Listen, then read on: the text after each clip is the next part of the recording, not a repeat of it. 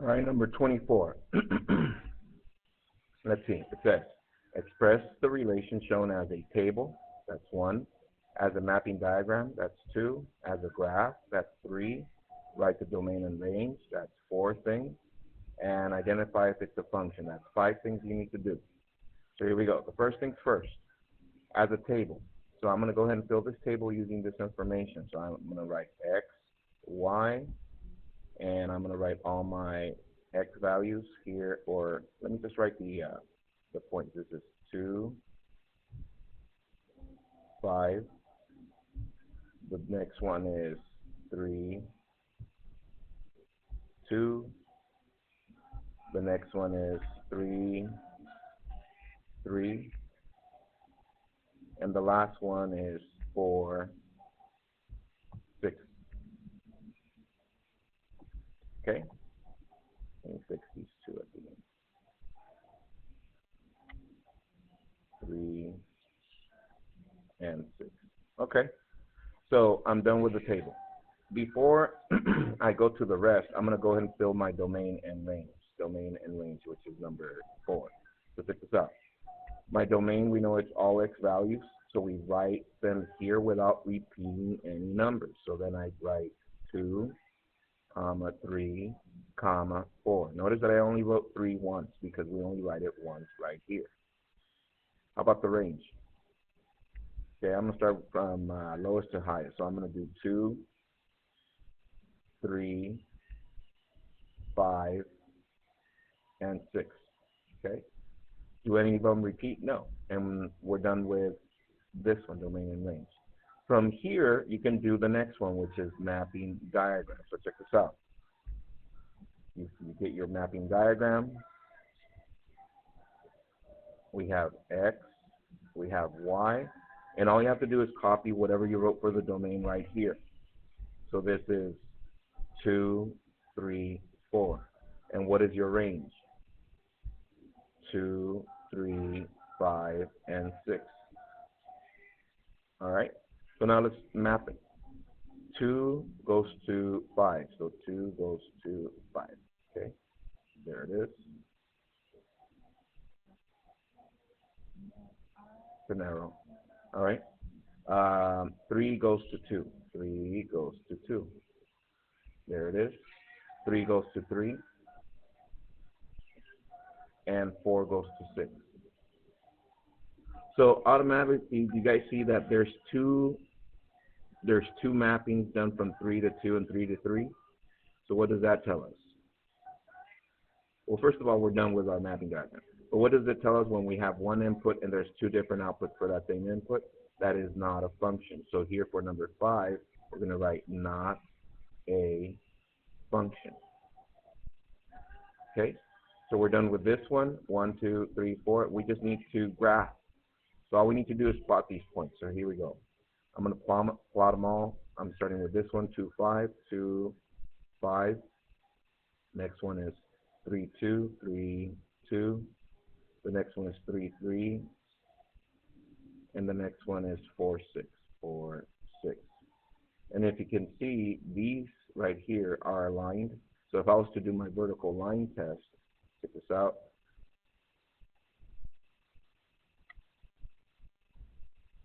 And I scan that from left to right, you're going to see that my vertical line touches those 2 points. You guys see that? Let me straighten that up. And that's how we know that it's not a function. We know it here, but we also know it there. Okay? So that's 2 ways of checking for functions. All right? That was number 24. Let's go to number 25. All right. It says solve for the indicated variable. So here they want us to solve for x. So that means we need to leave x by itself. We need to get rid of this n. So we subtract n. Subtract n. We're left with 300. Sorry, let me rewrite that. All right. We're left with 300 minus n equals x cubed. So now we're still solving for x. What is q doing? It's multiplying, so therefore the inverse is to divide.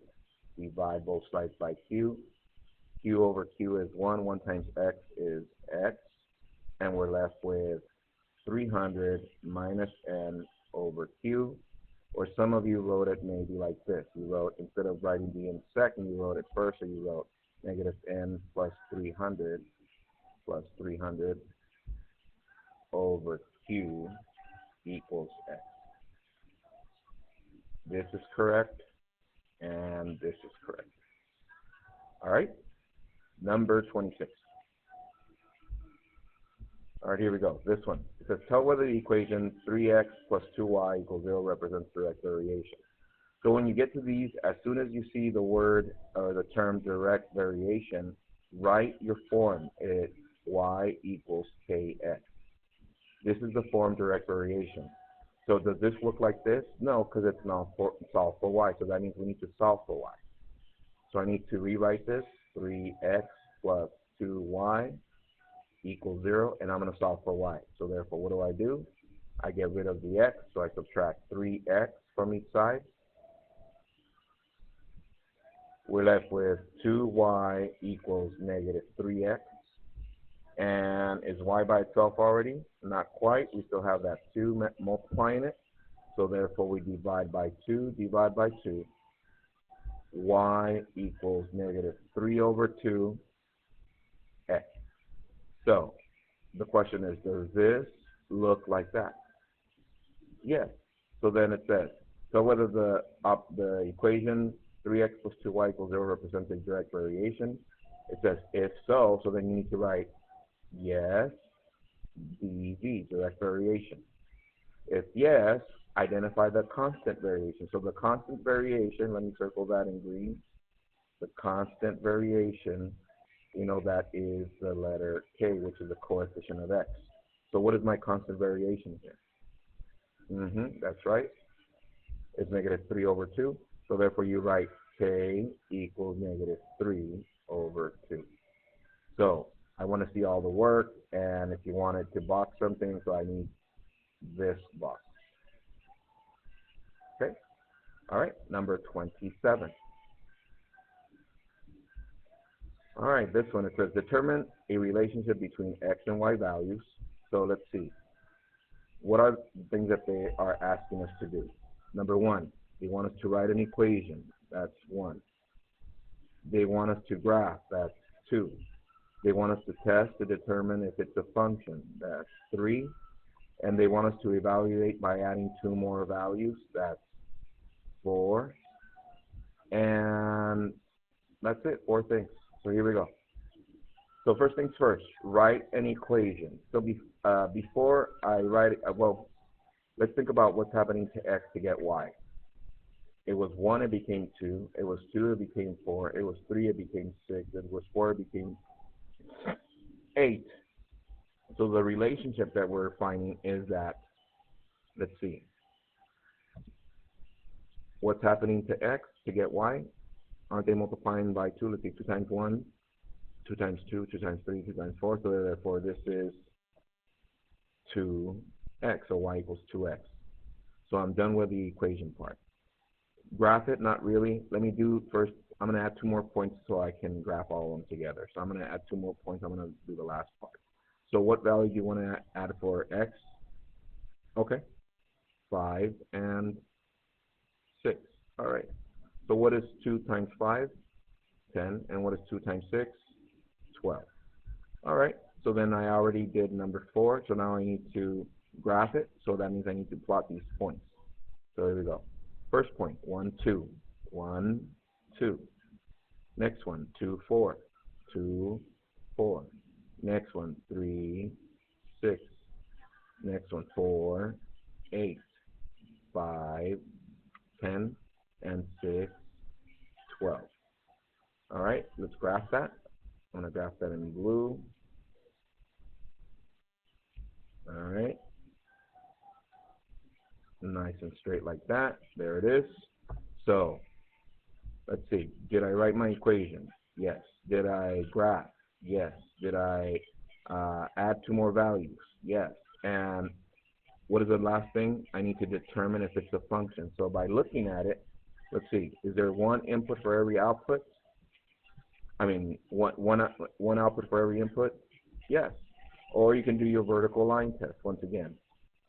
Get your pencil where you're at, seat it, and just scan that from left to right. And if it touches only at one spot all the way through, it is a function, and it is a function. So then for this one, you just write yes, function. Okay? So all the components need to be in place, and if you want to box stuff, box these two, and I can see the other ones there. All right, number 28. It says, without graphing, tell whether the point 1026 is on the graph y equals 2x plus 6. So for this one, in order for us to know, it's pretty much what we just did right now with the graphing. We just test a point.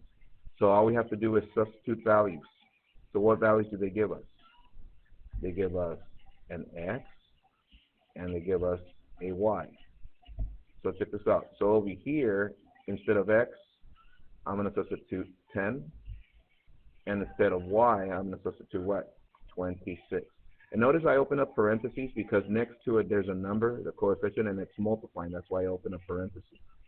I didn't for the y because there's nothing in front of it. If there's something, it's a 1. And what is 1 times 26? 26. So then from there, I just bring everything else down, the equal, the 2, the plus, and the 6. So let's simplify that. What is 2 times 10? 20. Bring down the 6, the equal, and the 26. So what is 20 plus 6? 26. Is 26 equal to 26?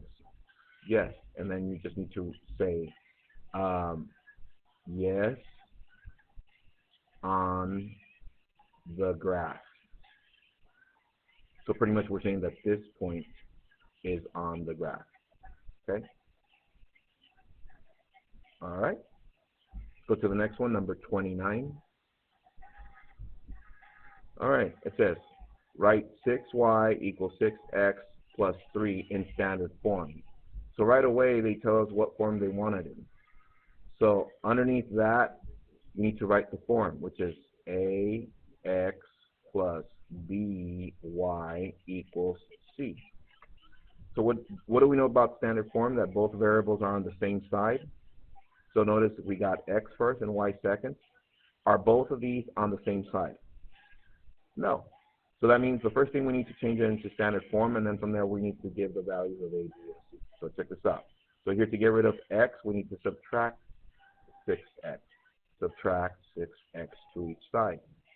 We're left with negative 6x plus 6y equals 3. So now does this look like this? Yes. So now, let's identify A. What is A over here? That is correct. A is negative 6. Let's identify B. What is B over here? B equals 6. And then at the end, what is C? C equals 3. All right, so if you wanted to box stuff, there's two things that they're asking us to do, standard form and identify these three. So you need to box all this. All right, let's go to number 30. Number 30. Use intercepts to graph the line described by the equation negative 4x plus 4y equals negative 28. So for this one, I'm going to rewrite it here so you can see negative 4x plus 4y equals negative 28. So here we can use the cover-up method. So check this out. I'm going to cover this up. And let's see. I'm going to start by covering up the x. I cover up the x. What do you see? 4y equals negative 28. So in order for me to solve, all I need to do is divide both sides by 4, divide by 4. Y equals negative 7. So if my y-intercept is negative 7, y-axis is right here. This is negative 6, negative 7, and I plot my point. There's my y-intercept.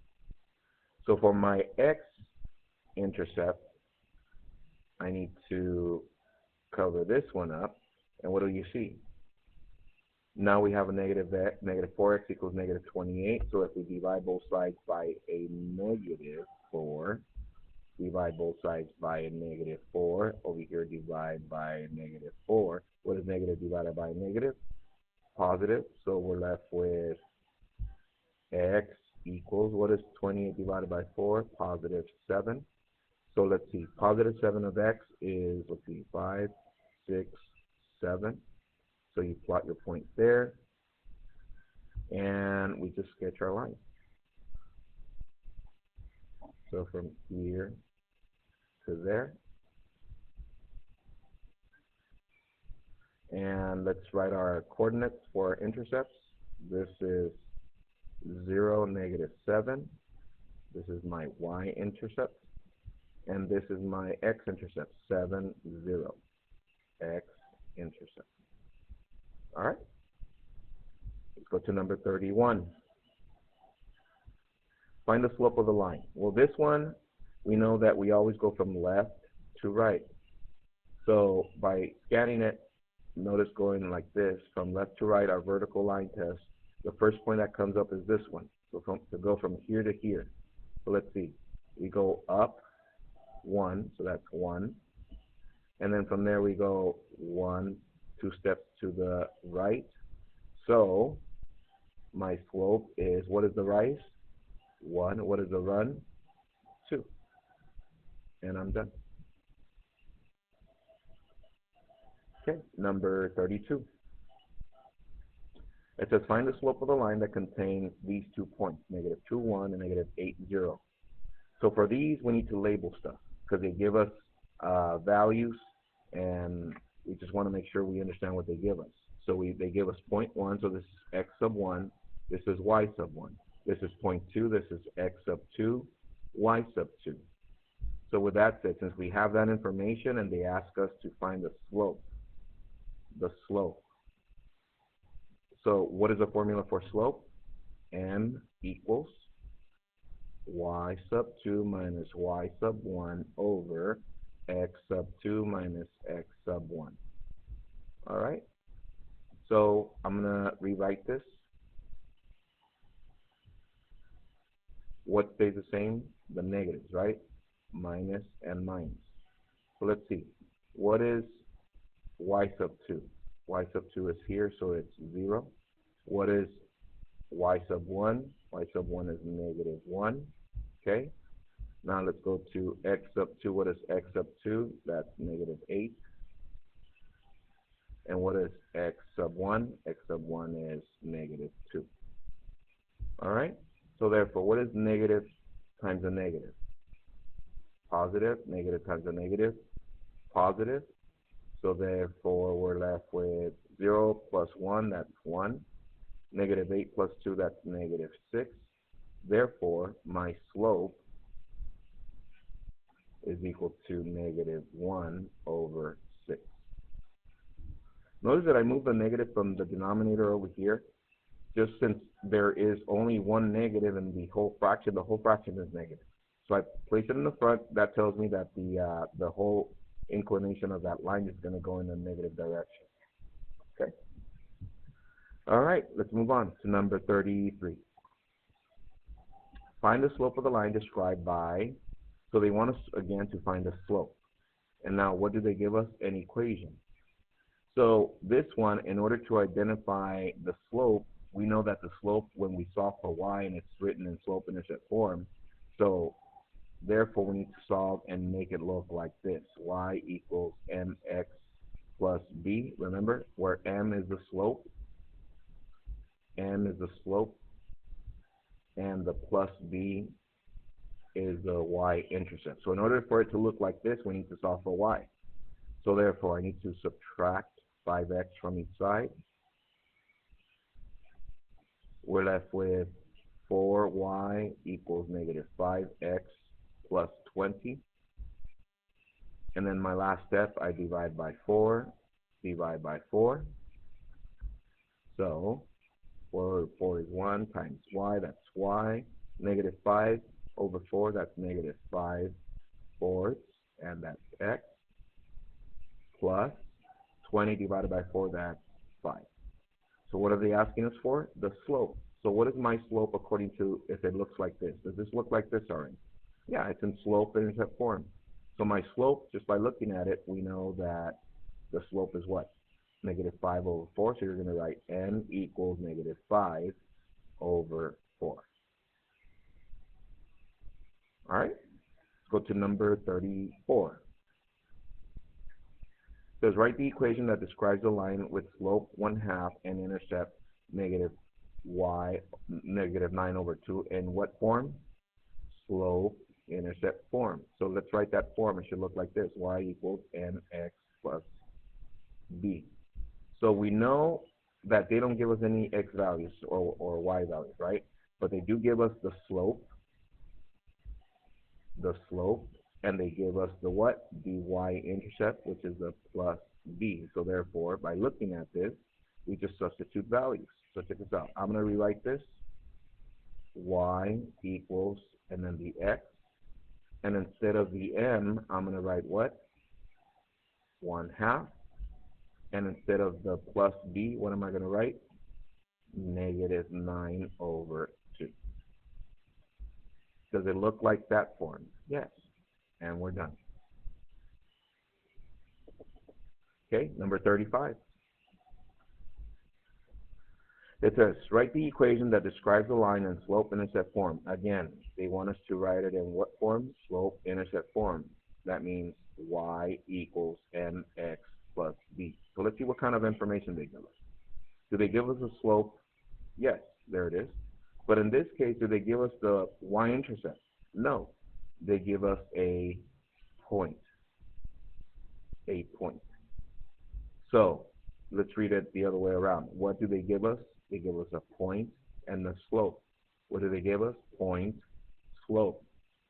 Point, slope. That's how we're going to use the form point, slope form in order to get our equation. So check this out. Our point slope form is y minus y1 equals m times x minus x1. All right? And do they give us some information to substitute? Yes. What is my slope? 3. What is my x sub 1? Negative 2. What is my y sub 1? Negative 4. And I bring everything else down. The y, the minus, the equals, parentheses, the x, the minus, and the parentheses.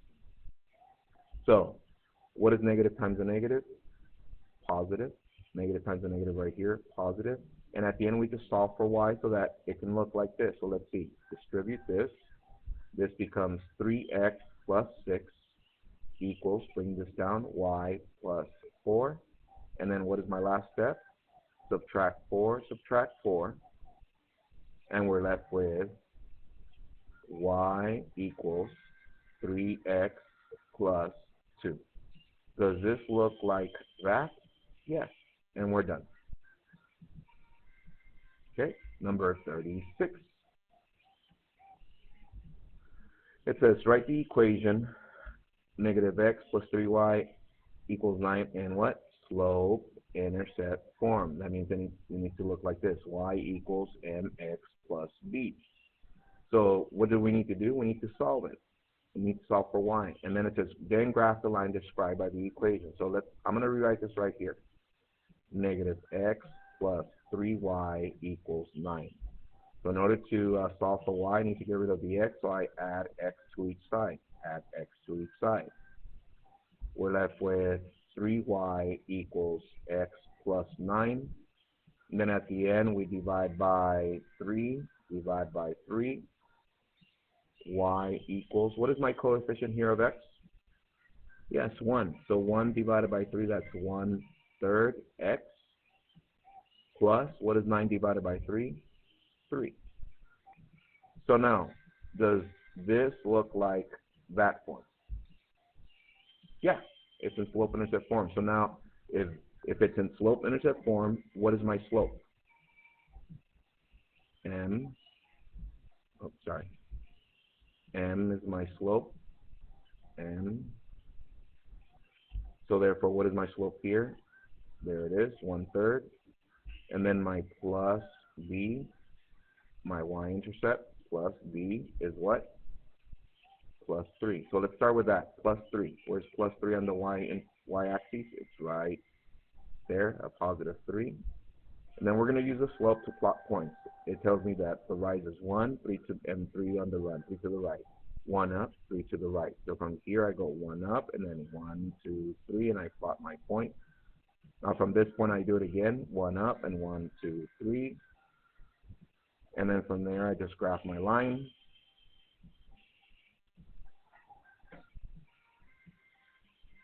And there it is.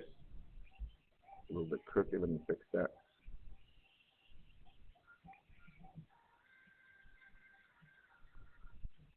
Alright, better. And that's it. So you just solve for y, make it look in slope-intercept form, and then use your y-intercept to plot your point, and use your slope to plot points and graph your line. Number 37. It says write an equation in slope-intercept form. So right away we box this, and it needs to be in y equals mx plus b form. For the line that passes through 2 points, they give us x sub 1, y sub 1, x sub 2, and y sub 2. So therefore, do they give us any slope for this? No. Do they give us a y-intercept? No. So in order for us to use this information, what do they give us? They give us points. So therefore, what form do we know that works with point? That's right, point slope form. So I'm going to write point slope form right here. I'm going to write y minus y1 equals m times x minus x1. So let's see. What is y1? Y1 is 3. What is x1? It's 4. And what am I missing? In order to solve for y and make it look like this, I'm missing my slope. So therefore, I'm going to rewrite the formula over here for slope. And we know that that is y2 minus y1. We did that earlier. x2 minus x1. So let's see. The negatives don't change, so therefore, what is y2? That's 2. What is y1? That's 3. What is x2? Sub 2, that's 6. And what is x sub 1? That's 4. All right, so let's simplify this. Let's see what we get. M equals, what is 2 minus 3? Negative 1. What is 6 minus 4? 2. So my slope is what? Negative 1/2. So now we substitute that in here. Negative 1/2. I bring everything else down. The y, the minus, the equal, the parentheses, the x, the minus, and the parentheses. So now to solve for y, we just distribute this. Negative 1/2 times that, that's negative 1/2 x. Negative times a negative, positive. 1/2 times 4, that's 4 and 1/2. And I bring everything else down, the y minus 3. Can I simplify this one a little bit more? Yeah. Y minus 3 equals negative 1/2 x plus 2. And what's my last step? Plus 3 plus 3. We're left with y equals negative 1/2 x plus 5. Did we end up with a equation that looks like that? Yes. They gave us 2 points. That's why we start with point slope form, which is this one. All right. All right, let's go to number 38. This one. It says, the equations of 4 lines are given. Here they are. Identify which are parallel. So you box that, and we know that parallel, what does that mean? Make a note for yourself. They mean that they have the same slope and different intercepts. Sorry. Intercepts, different intercepts. Intercepts. All right, so with that said, let's see. So this one, we know that this is a slope and this is a y-intercept because it's already solved for y. Is this one solved for y? No. So I'm going to rewrite this over here. So this is y minus 8 equals 1/3 times x minus 9. So to solve for y, I need to distribute. So I'm going to distribute this 1/3 in here. So this is 1/3 x minus 9 over 3 equals to y minus 8. And then I can simplify this a little bit more, right? So this is y minus 8 equals 1/3 x minus 3. And at the end, I do what? Okay, add 8, and we're left with y equals 1/3 x plus 5. So now I have my y-intercept form on this one. So yeah, just remember when we're identifying to see if they're parallel, they need to be in the y equals mx plus b form in order to identify the slope and the y-intercept. So this one's already like that. This one, no, we did that. This one is. How about this one? No, we have had in standard form, so we need to solve for y. So I subtract x from each side. So we're left with 1/4 y equals negative x plus 1. And to cancel this, to get rid of this 4, we don't cancel, we divide into. So we multiply times 4, because this becomes 4 over 4, which is 1. So therefore, we need to multiply this side times 4. So this becomes y equals, distribute, this is negative 4x plus 4. So now, are all of them in this form? Yes. So now let's look and identify the slopes, because we know that parallel means same slope, different intercept. So let's see. Do we have another one that has slope of 3? Let's see. The second one has, nope, this is 1/3. What is the third one? This is negative 4. And what is the fourth one? Negative 4. So just by looking at the slopes, which ones have the same slope? That's right, number 3 and number 4. So let's see. So this is met. Do they have different intercepts? Negative 2 and positive 4. Yes, they do have different intercepts. So therefore, these two are parallel. So you're going to write this. You're going to write line 3 is parallel, that's the symbol, to line 4. Okay, because we're saying that this is parallel to this. Or you can write the equation. Y equals negative 4x minus 2 is parallel to y equals negative 4x plus 4. Either of those two is correct. All right, let's go to number 39. All right, it says, write an equation in slope-intercept form. Here we go again. So they want what form? Y equals mx plus b. And what information do they give us? They say that it has to be parallel. So that tells us that it has to be the same slope, different intercepts. Two things. It has to have same slope, different intercepts. So let's see. Same slope, different intercept, then this equation, y equals 5x plus 6. So right away, by looking at this equation, what is the slope of this equation? 5. So therefore, my slope is 5. Therefore, my new equation, what is the slope on the new equation? 5, yes. But it says that passes through the point 7, 6. Okay. So in order to write an equation, what information do they give us? They give us a point. And do we know the slope? Yeah, we know that the slope has to be what? 5.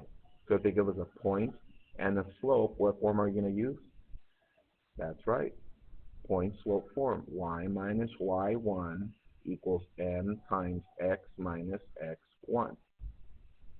So we know that the slope to be parallel to this one has to be the same, so it's 5. Do they give us x sub 1, y sub 1? Yeah. X sub 1, y sub 1. X sub 1 is 7.